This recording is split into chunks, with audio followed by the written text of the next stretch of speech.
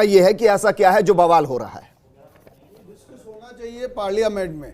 मैंने कहा यही बड़ी बात है कि अगर ये पार्लियामेंट्री डेमोक्रेसी है तो जो भी कोई बात है उसमें विरोध हो सकता है, बिल्कुल हो सकता है, संशोधन हो सकता है, सुझाव हो सकते हैं और अमेंडमेंट उस आधार पर हो जाता है। तो यही तो ब्यूटी है पार्लियामेंट्री इस डेमोक्रेसी की।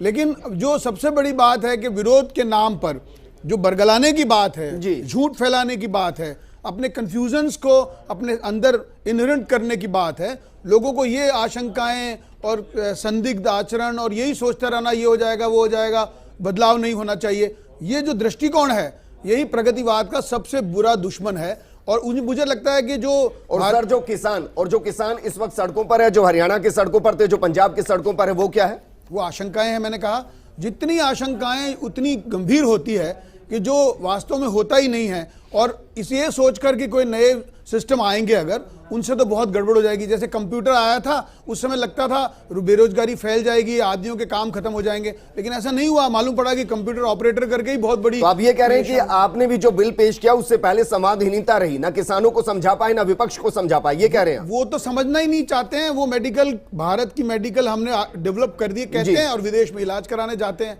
वो समझ कौन रहा है वहां? अच्छा, अकाली दल तो आपकी ही सहयोगी थी, उनको भी नहीं समझा पाए? उनकी अपनी मेरा बात सवाल ये इसलिए कि किसानों को समझाने की बात तो दूर है सर, आपके जो खुद के सहयोगी दल थे आप उनको भी समझाने में नाकाम रहे, क्या ये फेल्योर नहीं? उसका कारण है उनका व्यक्तिगत एस्पेक्ट हो सकता है, उन्होंने इसीलिए समर्थन नहीं छोड़ा है। एक बात, क्योंकि जो सामूहिकता है वो समर्थन में है, लेकिन व्यक्तिगत नुकसान उनको हो सकता है कोई, या लगता है कुछ अलग अभिमत हो सकता है, ये सोचकर उन्होंने व्यक्तिगत तौर पर इस्तीफा दे दिया है। इससे ज्यादा स्पष्ट कुछ नहीं हो सकता जी। अच्छा, आप ये कह रहे हैं कि उन्होंने व्यक्तिगत छोड़ दिया और किसान जो वो आशंकाओं के बीच में है?